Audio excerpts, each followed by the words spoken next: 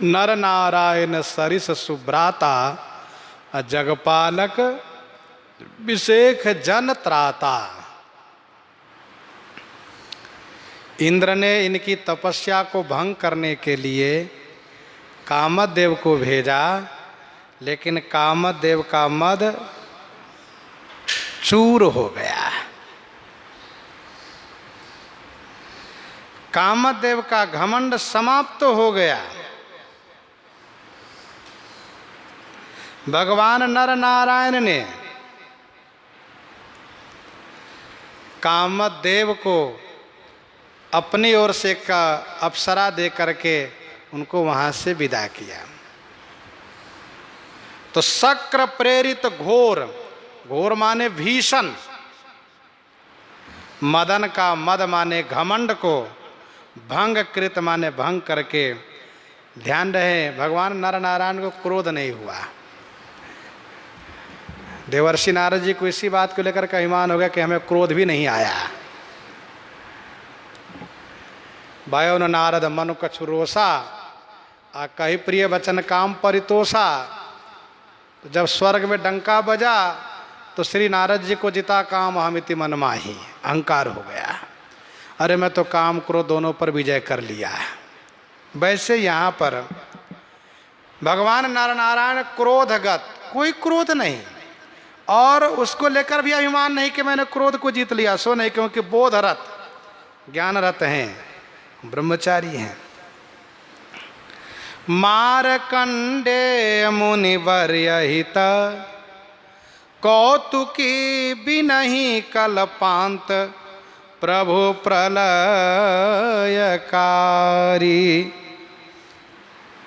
मारकंडे मुनिवर्यहित, मारकंडे मुनिवर्य माने मुनि श्रेष्ठ, मुनि श्रेष्ठ मारकंडे के लिए कौतुकी प्रभु बिना ही कल्पांत, बिना कल्पांत के समय के प्रभु प्रलयकारी, प्रभु प्रलय करके दिखा दिए। श्री मार्कंडे जी महाराज तपस्या कर रहे थे, भगवान नर नारायण को दर्शन दिए। प्रभु ने कहा मार्कंडे जी वरदान मांगिए। मार्कंडे जी ने कहा जय जय प्रभु, मेरी इच्छा है आपकी माया का दर्शन मैं करूं। अरे वो तो बहुत भयावह, बहुत दुखदायिनी होती है, इसीलिए तो प्रभु मैं चाहता हूं आपकी माया को देखूं। अच्छा अच्छा ठीक, देख लीजिएगा आप, तथास्तु। एक दिन मार्कंडे मुनि जी पुष्पभद्रा नदी के तट पर संध्या वंदन करके बैठे थे, प्रकृति का छटा देख रहे थे, आनंद ले रहे थे कि उन्होंने देखा कि चारों तरफ से बादल घिर आया, पूरब भी, पश्चिम भी, उत्तर भी, दक्षिण भी, चारों तरफ से घोर बादल छा गया। और फिर उन्होंने देखा कि चारों तरफ की हवा बहने लगी और वर्षा शुरू हो गई। इनका मन थोड़ा घबराया कि बाप रे, ऐसी वर्षा, मूसलाधार वर्षा, इसको मूसलाधार वर्षा कहते हैं। मूसल जैसा पानी का बूंद, बूंद नहीं फिर मूसल जैसा पानी गिरना। और देखते देखते मार्कंडे जी को देखते देखते इतनी वर्षा, इतनी वर्षा, इतनी वर्षा कि सब तरफ से जल भर गया। और फिर उनको पानी ही पानी दिखाई देने लगा, सब तरफ का समुद्र बढ़ा। और उनको देखते देखते घर, मकान, पहाड़, वृक्ष, पर्वत, जंगल सब डूब गया। कहीं कुछ नहीं, कहीं कुछ नहीं बचा। फिर मार्कंडे जी उसी पानी में तैरते हुए, उस पानी के चपेट में कभी उधर धक्का खाते हुए, भागते हुए बरसों बीत गया उसी पानी में, इधर से उधर, इधर से उधर, उसी पानी के हिलोर में, उसी के लहरों में भटक रहे हैं। बहुत दिन के बाद उनको एक वृक्ष दिखाई दिया। तब उनको एक थोड़ा सा एक राहत का अनुभव हुआ कि भाई एक वृक्ष दिखाई दे रहा है, एक बड़ा सा वृक्ष है, और वो वृक्ष है अक्षयवट, तीर्थराज प्रयाग में। तो उनको बड़ा राहत मिला कि भाई एक वृक्ष तो दिखाई पड़ा, अब धीरे धीरे करके वो हाथ पांव पटकते हुए पहुंच गए उस वृक्ष के पास और उस वृक्ष को पकड़ करके और फिर चढ़ गए ऊपर। तब थोड़ी चैन की सांस लिए कि हाँ, अरे सब डूब गया, कहीं कुछ नहीं है, ये वृक्ष कैसे बच गया। यही एक वृक्ष हमें दिखाई दिया और सब तरफ जलमग्न, केवल जल ही जल, केवल ये बट वृक्ष। कुछ समझ में नहीं आ रहा था। फिर इसके बाद सोचा कि इस वृक्ष पर और कोई तो नहीं है। सब तरफ देखा तो कोई नजर तो नहीं आया, लेकिन एक पत्ते पर एक बालक को देखा। बालक सांवला सा, सुंदर, मनोहर, सलोना सा, बहुत सुंदर बालक उस पत्ते पर, बट के पत्ते पर लेटा हुआ है। अपने हाथ से पाँव को पकड़ के, अंगूठे को पकड़ करके अपने मुख में रख करके उस अंगूठे के रस को आस्वादन कर रहा है। मार्कंडेय जी ने कहा यही एक बचा है, बाकी सब डूब गए। और बताओ बेचारे, इसको कुछ पता नहीं, तो बालक है, नन्हा सा बालक है ये, इसको क्या पता कि दुनिया समाप्त हो गई, कोई कुछ नहीं। अब इसके पद अंगुष्ठ से कब तक क्या मिलेगा इसको। लेकिन एक मन के संतोष के लिए छोटे से बच्चे अपने पाँव को पकड़ करके, खींच करके पदांगुष्ठ मुख में रख करके उसको चूसता है। वैसे ही भगवान अपने पदांगुष्ठ के रसास्वादन कर रहे हैं। भगवान सोचते हैं क्या बात है, सब भक्त मेरे पर, मेरे चरणांगुष्ठ को धो धो करके पीते रहते हैं। लोग कहते हैं यहीं से गंगा जी निकली हैं, जरा मैं भी पान करके देखूं। तो भगवान अपने पदांगुष्ठ को रसास्वादन कर रहे हैं। मार्कंडेय जी के मन में आके चला, जब पास में चलना चाहिए और थोड़ा पास में, थोड़ा और ऊपर गए, थोड़ा और ऊपर गए, थोड़ा और ऊपर गए। पास में गए तो देखा बालक मेरी ओर देख रहा है। इनके अंदर में दया आई कि अरे भैया, ये संसार समाप्त हो गया, तुमको पता नहीं है। इतने में भगवान और पास में इनको बुलाए, इशारा किए मानो, और पास में गए। उनकी आँख की चमक, आँख की ओर देखते हुए पास में गए। भगवान ने क्या किया, अपने अंगूठे को पैर मुख से निकाला, अपने हाथ से पैर को मुख से हटाया और मुख खोल करके और मार्कंडेय जी को अपने उदरस्थ कर लिया, काकभुसुंडी जी की तरह। अब आप भीतर देखिए, अब उनको वहीं पेट में ले जा करके फिर वहीं पर प्रलय दिखाना शुरू किए। वो देख रहे हैं जैसे काकभुसुंडी जी महाराज को ले गए ठाकुर जी अपने मुख में। मोहि बिलो की राम मुस्काही, मुँह बिहसा तुरत गयो मुख माही। और उधर माज सुनवंड जराया, देखो बहु ब्रह्मांड निकाया। अति विचित्रतः लोका नेका, रचना अधिक एक ते एका। पर मार्कंडेय जी ने माया देखने के लिए कहा था, तमाम प्रकार की माया वहाँ दिखा रहे हैं। कहीं प्रलय हो रहा, कहीं सृष्टि की रचना हो रही, कहीं सृष्टि, अनेक ब्रह्मांडों का दर्शन पेट में कराया भगवान ने, खूब दिखाया। छक गए, छका दिया उनको। और जब थक गए, बहुत परेशान हो गए। वहाँ वर्णन है, कथा तो भागवत जी में, महाभारत में कई जगह है। ध्यान देने वाली बात यह है कि गोस्वामी जी ने यहाँ पर कहा कि बिना ही कल्पांत प्रभु प्रलयकारी, बिना कल्पांत का यह दृश्य दिखाया, केवल मार्कंडेय जी को दिखाया गया है। आप कहें केवल मार्कंडेय जी का, हाँ केवल उन्हीं को दिखाया गया है। ये संभव है, भगवान चाहें तो केवल एक ही के लिए सब लीला कर सकते हैं। श्री सती जी के लिए वन में सारा दृश्य प्रकट कर दिए, केवल सती जी के लिए है। काकभुसुंडी जी को उदरस्थ करके सारा अनंत ब्रह्मांड दिखा दिए, केवल काकभुसुंडी जी के लिए है। तई कौतुक करम रमन काहू जाना अनुजन मात पिता हूँ। काकभुसुंडी जी से पूछो तो बेचारे घबराए हुए, बाप रे इतना भयानक, इतना बड़ा दृश्य और इतना बड़ा ब्रह्मांड, इतने सारे ब्रह्मांड, और आंगन में ठाकुर जी के सामने हैं। तो उसी प्रकार से ठाकुर जी चाहें तो केवल एक को ही सब कुछ दिखा सकते हैं। आप कहिएगा एक को कैसे दिखाया जा सकता है। जैसे एक हाल में एक कमरे में 4-6 लोग सो रहे हैं, एक जने को स्वप्न हो रहा है, तो एक ही जने जिसको स्वप्न होता है वही देखता है, सब नहीं देख सकता है, सबका स्वप्न भिन्न भिन्न होता है। वैसे ही ठाकुर जी जिनको चाहे उनको सब दिखा सकते हैं। किसी किसी पुराण में कहा गया कि सत्य प्रलय था, वो कहीं कहीं भी बताया गया सत्य प्रलय था। लेकिन प्राय ये कहा गया कि नहीं प्रलय के समय था नहीं, इसलिए प्रलय किया नहीं गया था, केवल उनको दिखाया गया था। तो मार्कंडे जी महाराज काकभूषुंडी जी की भांति अपने आश्रम में भी गए हैं, पेट में उस अपने आश्रम में गए हैं। फिरत फिरत निज आश्रम आयो तहाँ पुण्य रही कचुकाल गंवायो।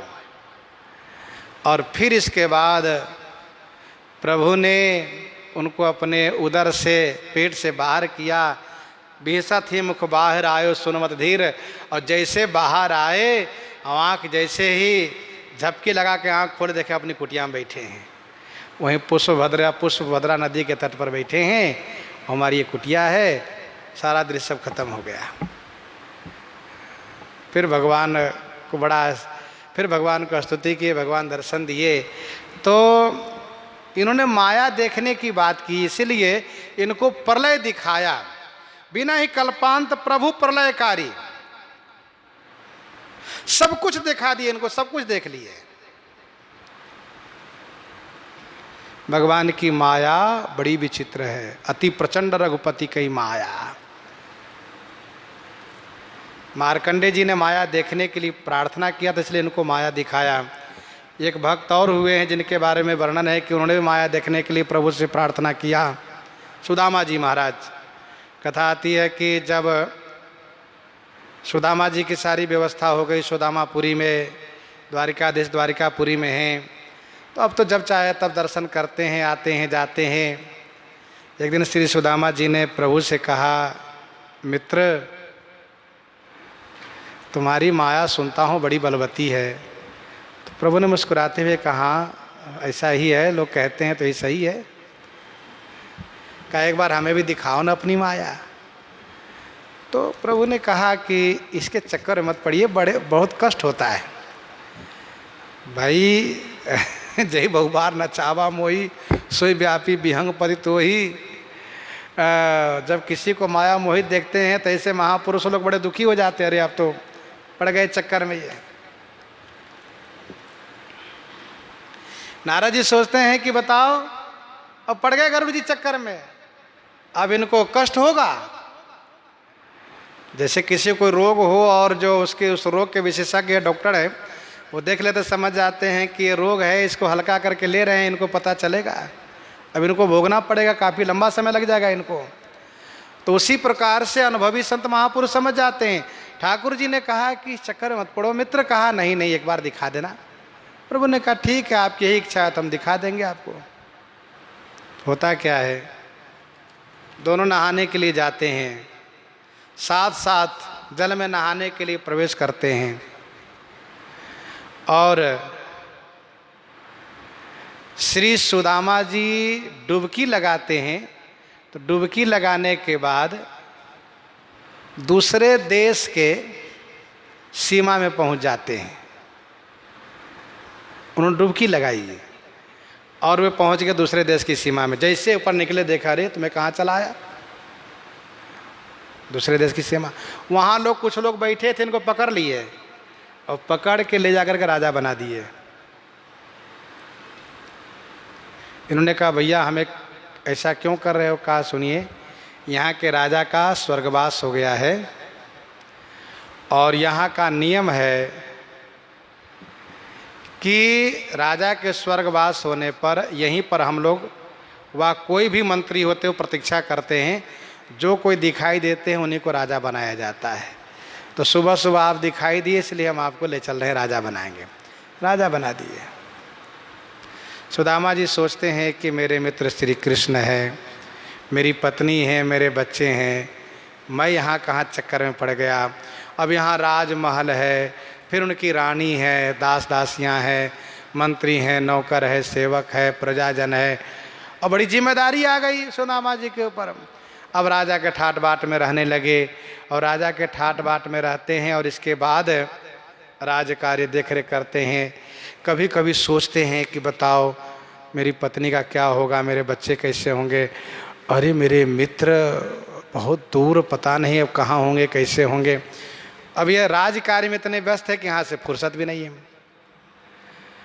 सुदामा जी को पता ये चला कि यहाँ का संविधान ये बना हुआ है कि यहाँ पर पत्नी के मरने पर पति को साथ जलना पड़ता है, जबकि हमारे यहाँ का नियम तो यह है कि पति मरते हैं तो पत्नी साथ जलती है।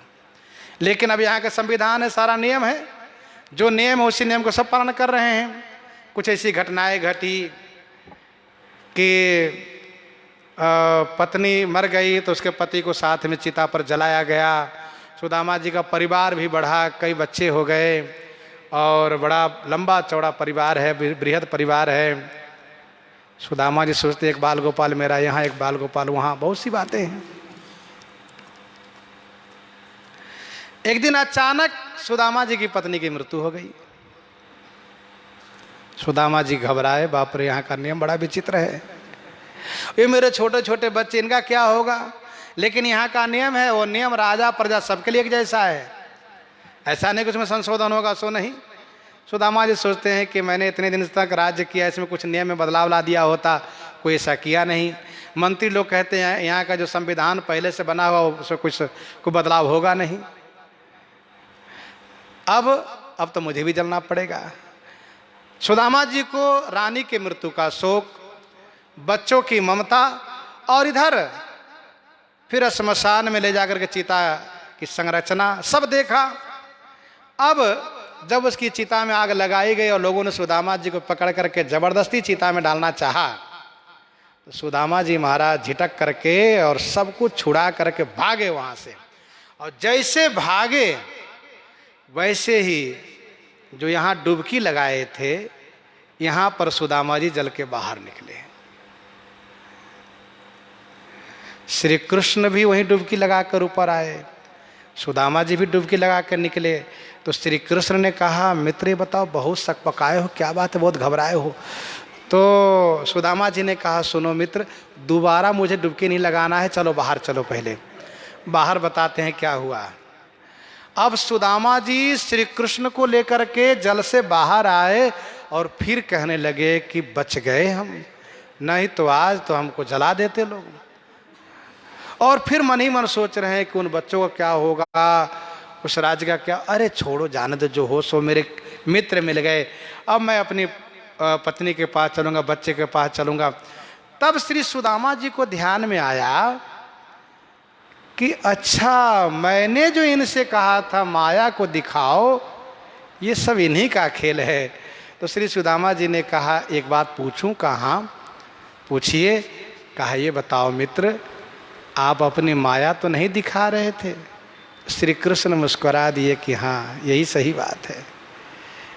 तो सुदामा जी से श्री कृष्ण ने कहा, मित्र और देखना है क्या आपको? कहा, नहीं नहीं, अब कभी नहीं, अब इस माया से हमें बचाना। अब जन कबहू व्यापे प्रभु माया तोरी। तो मारकंडे मुनि बर यही त बिना ही कल्पांत प्रभु प्रलयकारी, बिना कल्पांत के प्रभु प्रलय दिखा दिए। हजारों वर्ष बीत गया, लेकिन ध्यान रहे, जैसे काकभूषुंडी जी ने सब कुछ देखा, लेकिन उन्होंने कहा, उभय घड़ी में मैं सब देखा, भयो भ्रमित मन मोह विशेखा। 2 घड़ी में सब कुछ देखा, लेकिन वहां तो माया के दुनिया में युगों बीत गए, कल्पों बीत गए। वैसे ही मार्कंडे जी को, सुदामा जी को वर्षों बीत गए माया देखने में। पुण्यवन शैल सरी बद्रिकाश्रम सदासीन पद्मासनम एक रूपम। पुण्यवन शैल सरी, पुण्य वन माने पवित्र वन है बद्रिका आश्रम का। शैल पवित्र पर्वत है, सरी माने नदी है।